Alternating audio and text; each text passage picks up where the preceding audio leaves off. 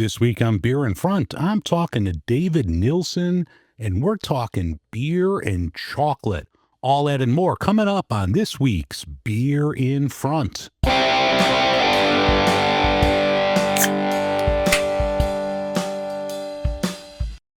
This is Beer in Front, part of the Beer Media Group. Every week I'll talk to people in and around the beer world and get their stories all about beer. That's Beer in Front, and it's coming up now. Welcome to episode 280 of Beer in Front. I'm your host, Dave Zalatoris, and Beer in Front is a charter member of the Beer Media Group. On the show this week, I'm going to talk to the acclaimed writer, David Nilsen. He's written books, he's a cicerone, an educator. He even hosts a podcast, Being the Barstool.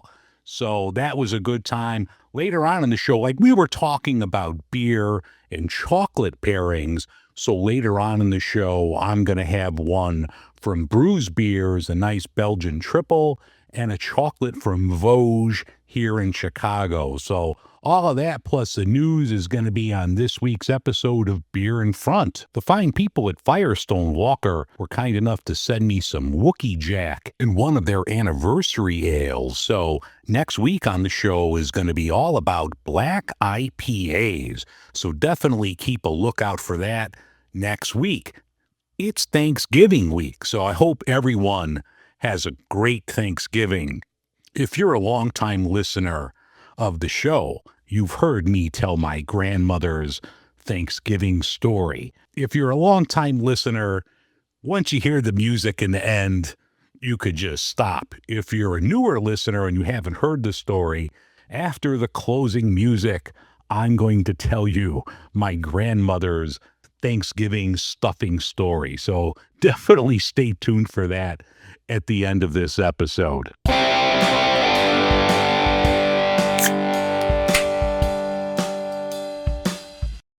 All right, so it is Thanksgiving week, and you may be asking yourself, what kind of beer do I bring to the family gathering? Well, you could always bring beer for dealing with your family from Off Colored. It's a high potent malt liquor that will help you deal with your family. But on a more serious note, there's a couple that you could try. First, you do the Saison. That's like the multi-purpose tool, the Swiss Army knife, if you will, of beer pairings. It's a good farmhouse ale. It has a peppery little kick to it, a little fruity lift. There's some dryness to clean your palate after you've gone through half a plate of turkey and gravy. So a Saison is always good. If you want something a little maltier, a good Vienna lager always hits the spot. It's got that nice caramel, toasted backbone to it that is going to work well with the turkey or sweet potatoes. So definitely you could get an Elliott Ness from Great Lakes, even a Sam Adams Boston Lager, or just a good local Vienna lager. If you're a big fan of dark meat, or if you're having ham, get a Belgian double. That has those fruit notes and a caramelized sweetness to it that's going to match the heavier dishes of the ham or the dark meat. So you could look for that. Or even if you're feeling bizarre, grab a fruited cranberry goza. It goes right with the turkey. You got your cranberry right there. You don't even need the rings in the can of cranberry sauce. So whatever you're choosing, the beer in front of you is the best one yet. But if you were looking for some Thanksgiving pairings, you could check out those recommendations.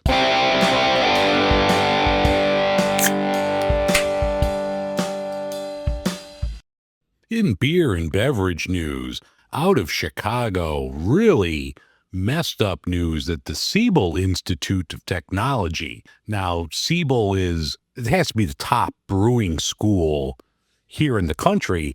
They're going to leave Chicago and move to Montreal at the first of the year. And now they're citing the increased student visa challenges to enter the United States. So they're going to make it easier for people to attend live classroom and move it up to Montreal.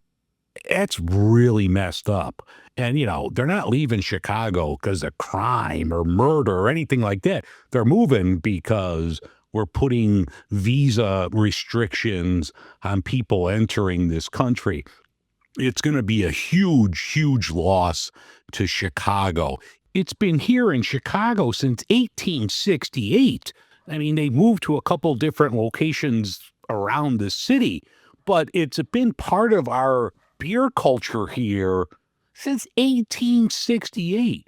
People from breweries all around the world have come here to Chicago to learn about brewing.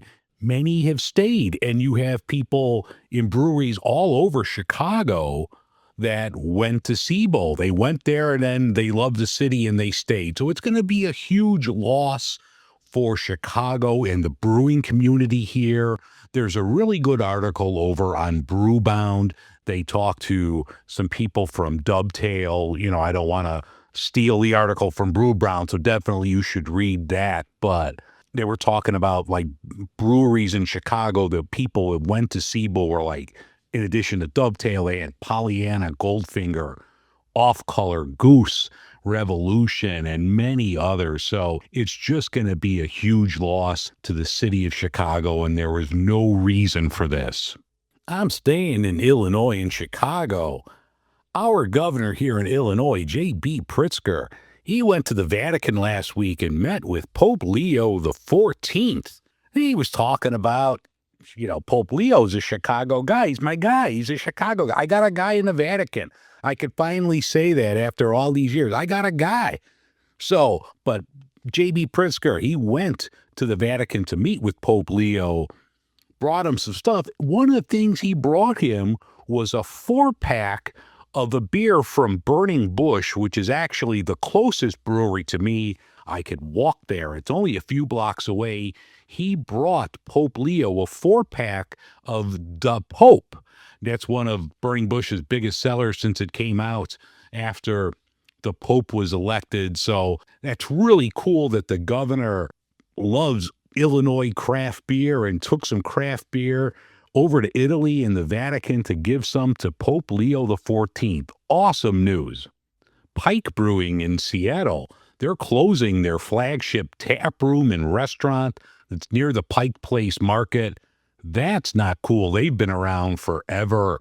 I remember having beer there and eating there back in 97. So like 28 years ago, I had my first Pike IPA and was drinking there. So that is not cool. I'm not sure if you're still going to be able to get the beer like locally, if you could get it in cans or what have you, but really not good out of Seattle that Pike is going to close its Pike Pub and Fish Bar later this month. Another place I've been to, Santa Fe Brewing Company. They're really good. If you're ever in New Mexico, you got to try some stuff from Santa Fe. They're coming out with Santa Fe NA. This is going to be a non-alcoholic Pilsner. You could check that out in New Mexico, but I like the stuff I've had from them, so I'd be interested in checking out their NA. Speaking of NAs, Stem Cider, they're going to come out with a non-alcoholic cider. Wouldn't that just be apple juice? But they're going to come out with Stem Zero. It's a zero alcohol, 60 calorie cider. They launched it earlier this week, so I don't know if it's widely available or just out in Colorado, but definitely check that out from Stem and Stem Zero. Sierra Nevada is going to have some more hazy little things. They're going to come out with Citra Little Thing Hazy IPA. This is going to be a 7.5% alcohol beer. They're going to sell it in 6-packs as well as on draft around the country. So that's cool. Citra is a good hop. Definitely interested in trying that from Sierra Nevada. Bell's is going to add a couple new variants to their Hearted IPA line in the next year. One of them is going to be Smash Hearted. Now, Smash is a single malt and single hop beer. So they're going to do a single hop IPA, single malt, 7%. No word yet on the malt or the hops, but that's interesting. They're also going to have Change of Heart IPA. This is going to be a New Zealand style at 6.6%. And then Cold Hearted, a cold IPA, it's 7%. What are you going to do? A Brute IPA. Come on, Bells. But yeah, look for those coming out next year from Bells. Launching in Brazil and hopefully be coming around to the rest of the world, Heineken is coming out with Heineken Lager Spritz. I'm a huge Spritz fan. Now, this is a Heineken with zesty citrus and natural juniper flavors, checking in at 6%. This sounds like really intriguing to me. So I'm a huge fan of Spritz, like the spaghetti beer. So if you're in Brazil, you could pick this up starting next month. And hopefully this will be around for the rest of us commoners coming up soon.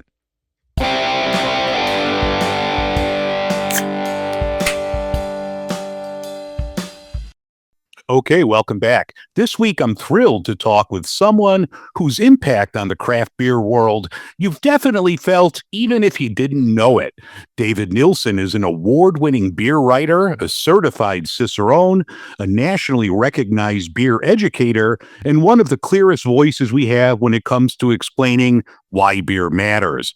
Over the years, his work has appeared in places like All About Beer, Good Beer Hunting, Craft Beer and Brewing, amongst others.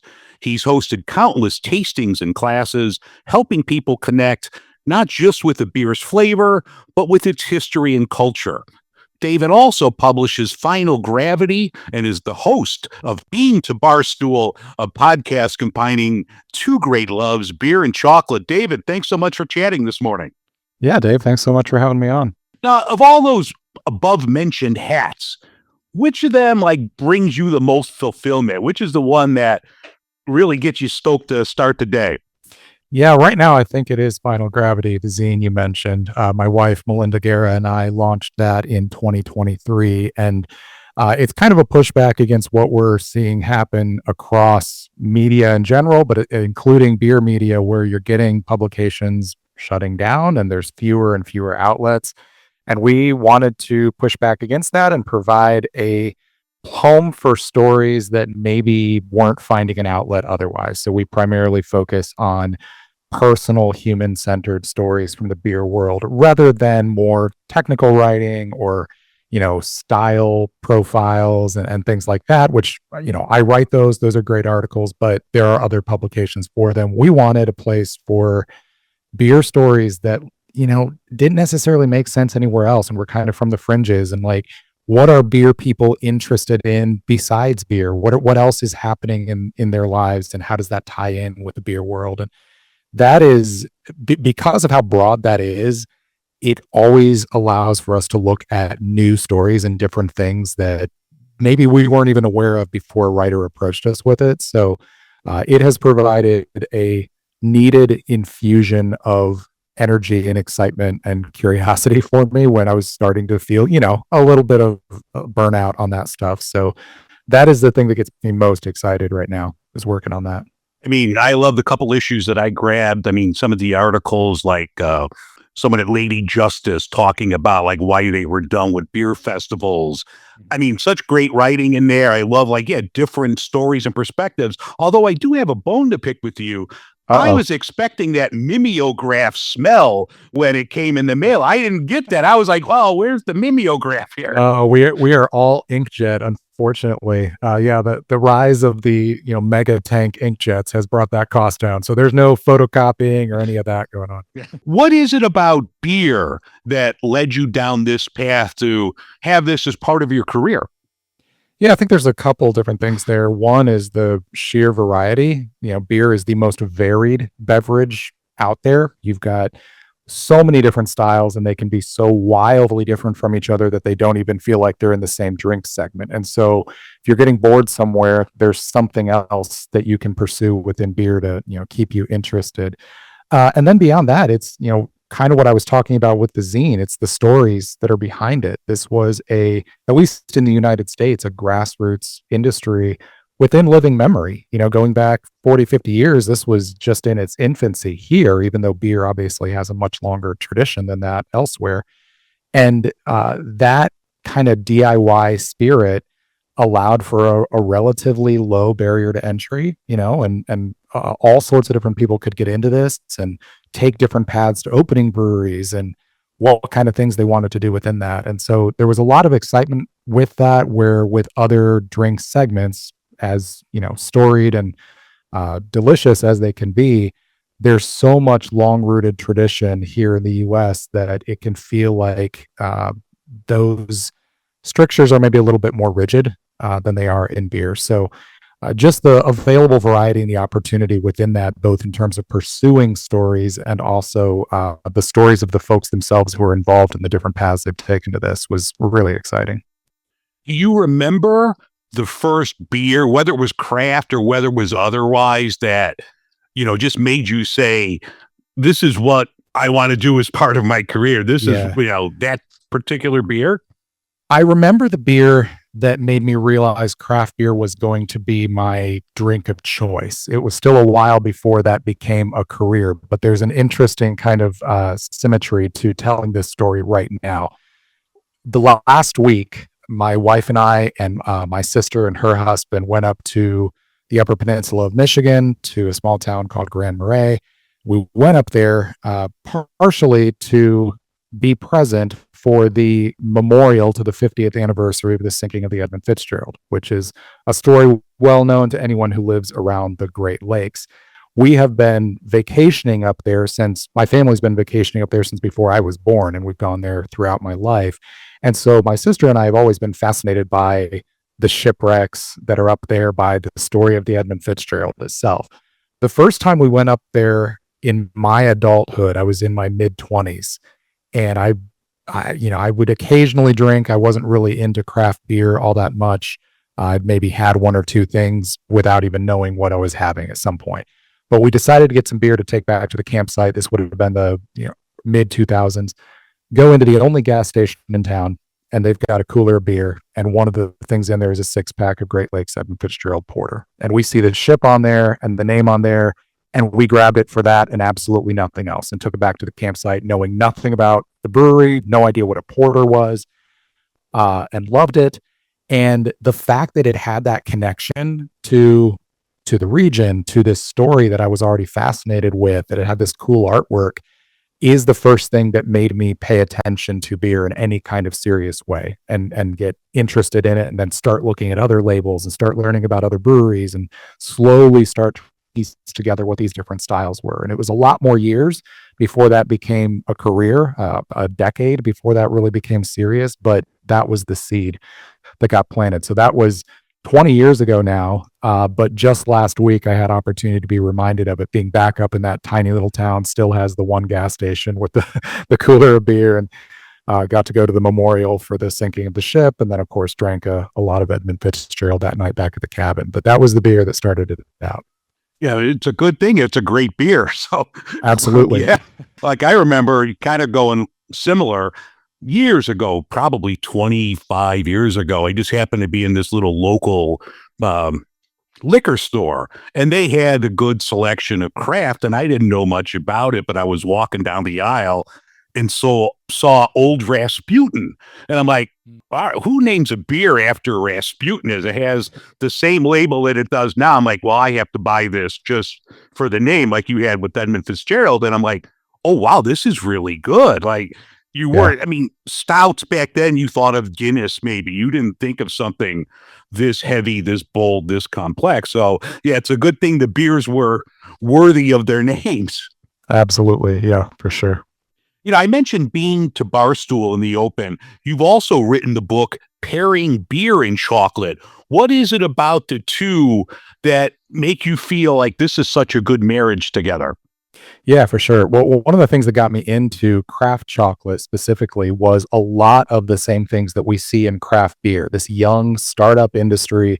Chocolate's been around a long time, but the idea of artisan chocolate, which is based both upon the ethics of sourcing and making sure that farmers are being paid, a living wage, but also upon flavor and creativity and getting away just from conventional confectionery flavors that we know from childhood and actually using chocolate as a real showcase for flavor, both from the cacao itself and also from additional ingredients. This was a young industry, younger than craft beer, 15, 20, 25 years at the most from the early stages there. And so it had a lot of that same kind of discovery energy that we love about craft beer, where makers are just experimenting with things. And one of the cool things about chocolate, since it is something that we all have this childhood association with, it doesn't have the same kind of rules and traditions and like, no, you can't do this with chocolate. That's not tradition or whatever. Like that just doesn't exist. And so chocolate makers were playing with flavor in the same way that we see in the beer space. And they're using all kinds of unusual ingredients, and beyond just great cacao for great single origin chocolate, they're also bringing in fruits and spices and alcohol itself and all sorts of different things to play with those flavors. And so you start with beer that has so much variety in it, like I mentioned, like so many different styles and flavor profiles and opportunities there. And then you've got the same thing mirrored on the other side with chocolate. And so you've got these two just massive worlds that you can draw from and play with when you're looking at pairing. The other big thing was that nobody had really explored this in a very serious way. People obviously had paired beer and chocolate, whether casually or occasionally you would see professional pairings, but wine has really run the show with that, and everybody associates wine and chocolate like they do wine with every other food. And the idea of using beer with chocolate is just not something you see much of. You go online and search, and maybe somebody's going to say, yeah, try a porter or a stout with chocolate, and that's where it will end. And you've got this massive array of opportunities for flavor combinations that can work so, so well.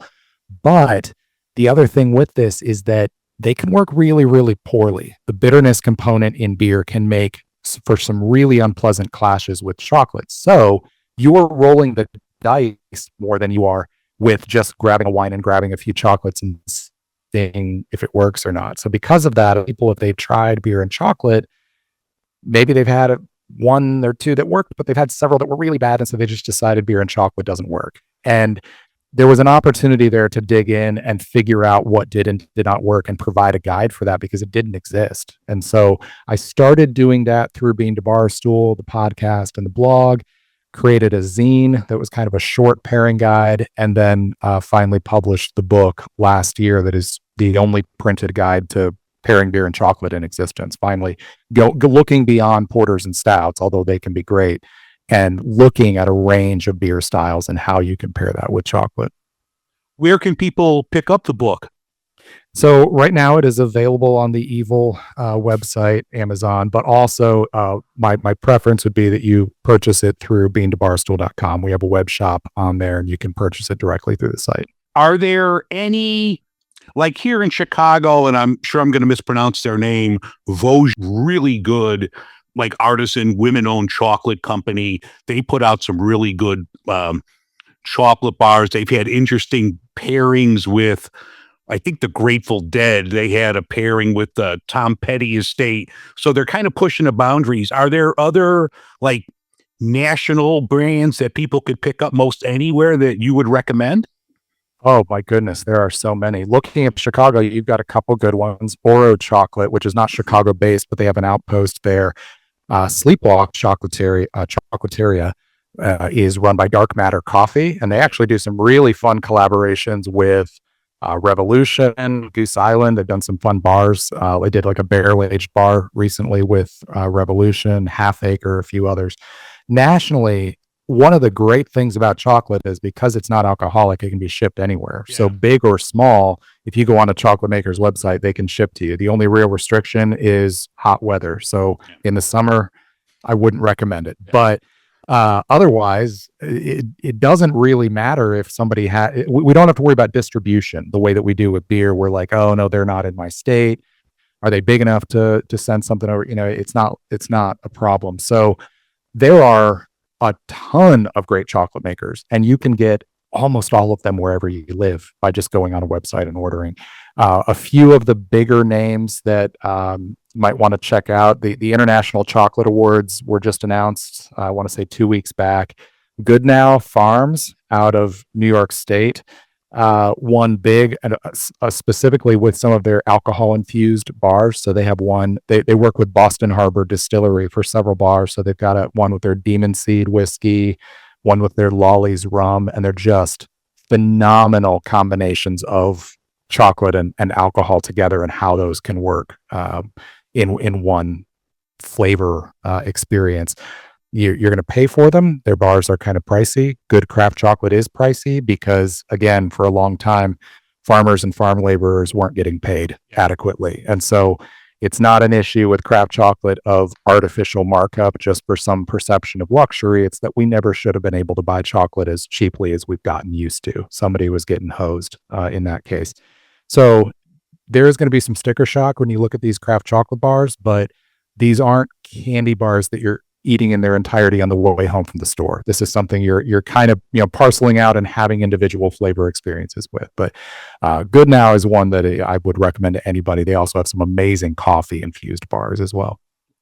The holidays are right close upon us, although we keep seeing commercials with Mariah Carey now early in November. Is there, with the holidays coming up, is there like a beer and chocolate pairing you would recommend for maybe a casual listener to try this season? Yeah, for sure. One that is really approachable. There's a category of craft chocolate called dark milk, which is not anything, it's not special from a process standpoint. It just refers to milk chocolate that has a much higher percentage of cacao. So it's got the flavor intensity of a dark chocolate bar, but it's tempered a little bit with that, the presence of that milk to give it a little bit of a creamy melt. And texturally, flavor wise, they can work beautifully with Belgian doubles. So just grab like Chimay Red or like any kind of easily accessible Belgian double.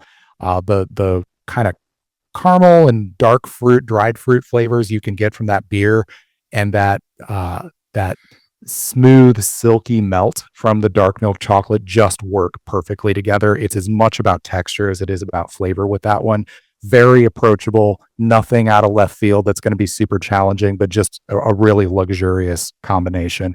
And then the other thing I would recommend, I'm going to stick Belgian, single origin bars, despite being kind of the center line of craft chocolate, are notoriously difficult to pair with because you're not looking at a clear expectation of what the flavor is going to be. There's variation farm to farm and country to country and year to year and maker to maker. And so saying, oh, you should always pair this origin with this wine or this beer or whatever is hard. That said, if you take a Belgian quad, Belgian dark strong ale, anything in that category, that has the flavor intensity, but also the soft enough edges to be able to cast a pretty wide net with single origin bars. So if you just want to grab basically any dark chocolate bar with an origin on it, you have a good chance of that working well with a stronger Belgian dark ale, quadruple, something like that. So grab a couple of those Belgian beers like that, and you'll be able to cast a pretty wide net with a lot of different bars. Awesome. Well, I have some Belgians in my fridge, so I think There I'm you going to have to go. go grab some chocolate. We talked before we started recording about Rogue that just abruptly shut down last week. Do you see any trends happening in beer in the near future? Like, that was kind of disturbing, although probably looking back, you could have seen the writing on the wall, but it was still a shock.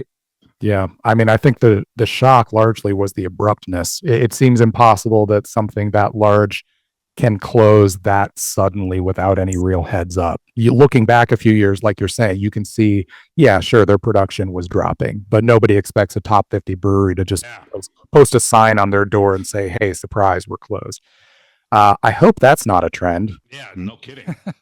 It's hard out there. It's hard out there for breweries of all sizes, obviously, and unfortunately, we have been seeing a lot of closures, and it's disheartening. But I don't think non-alcoholic beer is going anywhere. I think we're going to start seeing, maybe we aren't going to see the same kind of explosive growth rates that we've seen from that, but we are going to see more and more breweries find ways to get in on that. We have a local brewery to us here in Dayton who I had from good authority from their brewmaster that they were not going to be doing a non-alcoholic beer unless they could get a tunnel pasteurizer. And lo and behold, last week they announced they have a non-alcoholic beer out. I don't know if they're making it yet. I still have to talk to them. I don't know if they're making it or having it made for them.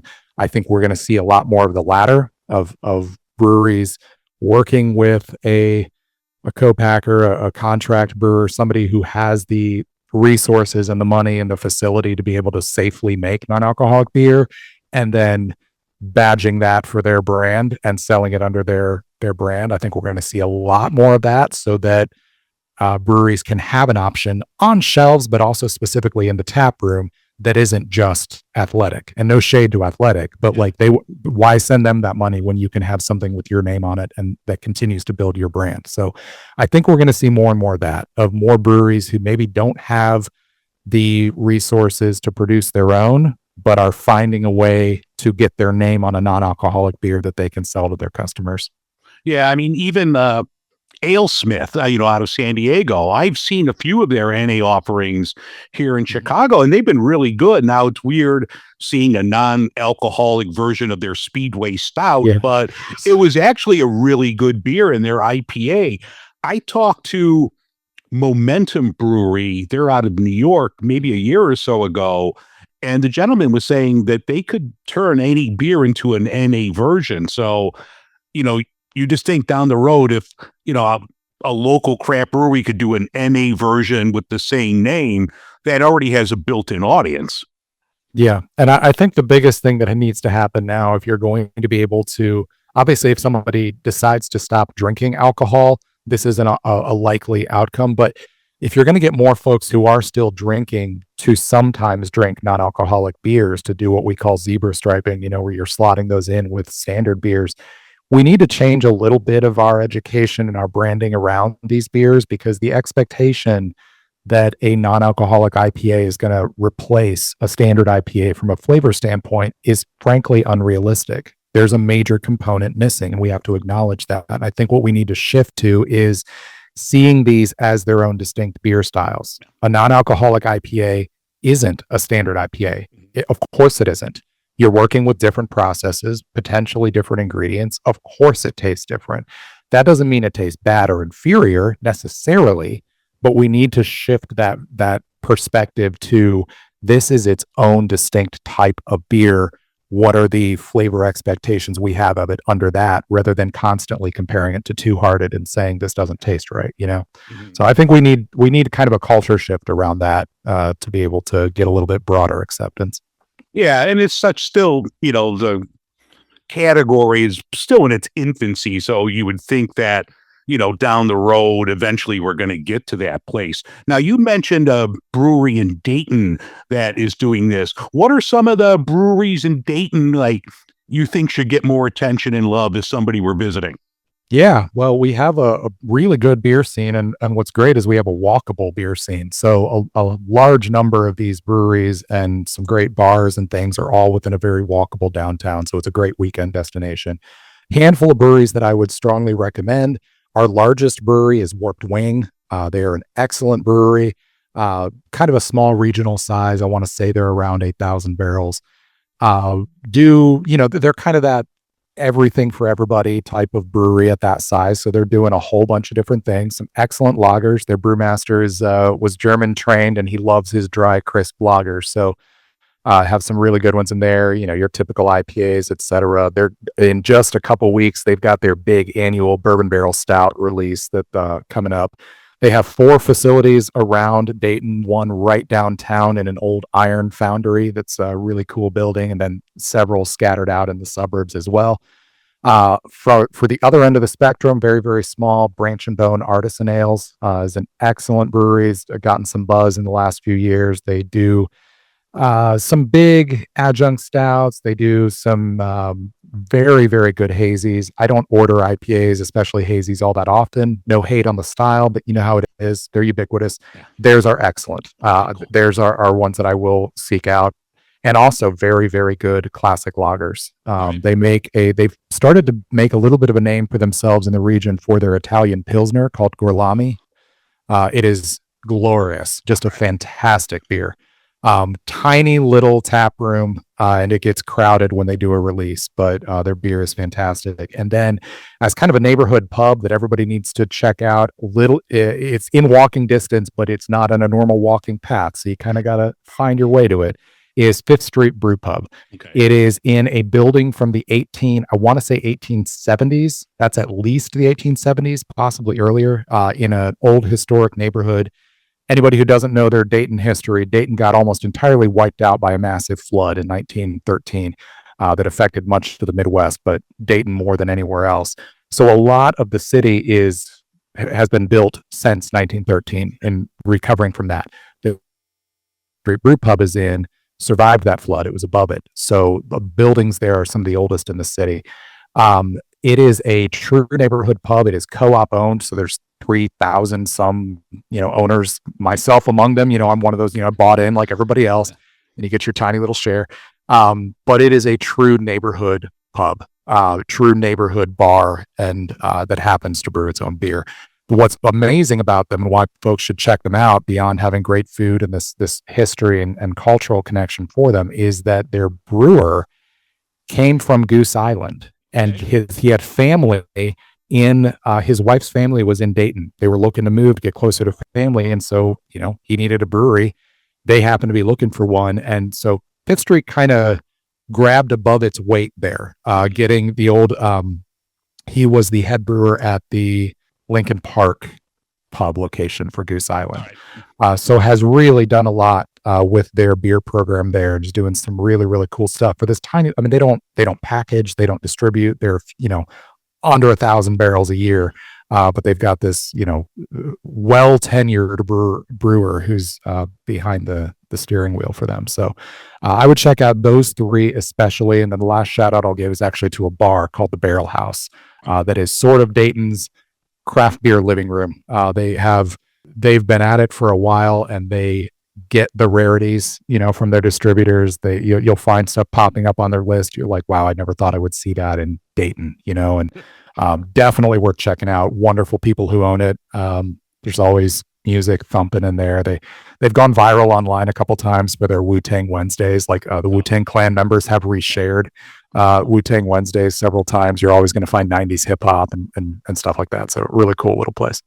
Well, David, I appreciate you taking time out this morning to talk. Where can people, we mentioned the book, where can people find the podcast, find out more about you? Or, I talked earlier that you're an educator and you've hosted tastings. Where can people get a hold of you? Yeah, if you want to find out more about me and find my writing and events, you can go to davidnilsenbeer.com. And I'm also David Nilsen Beer on Instagram and Blue Sky. Bean to Barstool is on its own site, so that's just beantobarstool.com.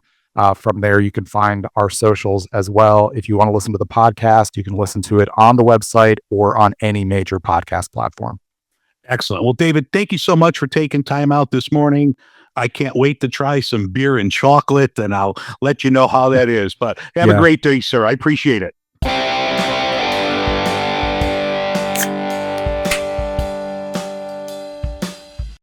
All right, the beer that's in front of me now is from Brews Beers. This is their Belgian style triple. I'm also going to have from Vosges Chocolate Black Salt.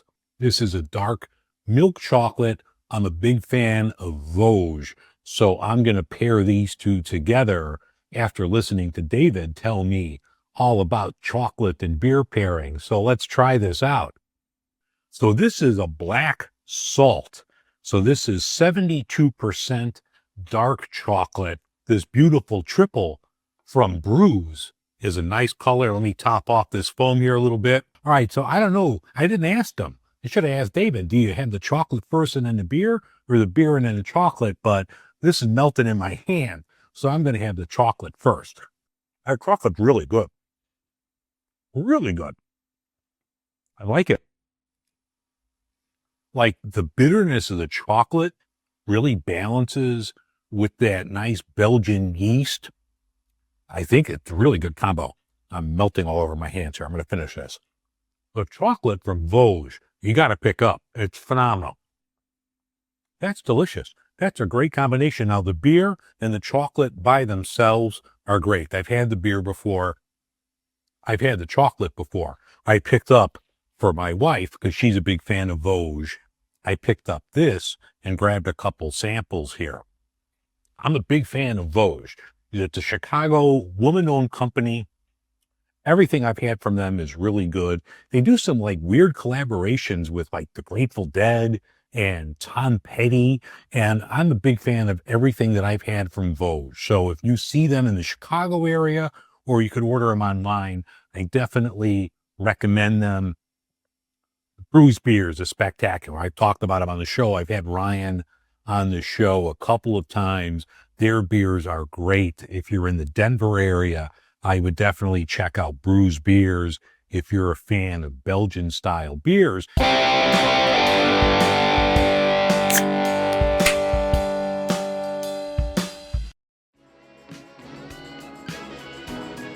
All right, that's going to wrap things up for this edition of Beer in Front. I thank you very much for listening. I want to thank David Nilsen from Final Gravity, amongst many others, for coming on and talking about the magazine, the zine, if you will, his podcast being the Barstool, everything else, and for some beer and chocolate tips. So thank you to David. Have a great Thanksgiving, everyone. I'll talk to you next week. I'm going to dive into some black IPAs. Have a great week. Have a great Thanksgiving. And remember, sometimes the beer in front of you is the best one yet.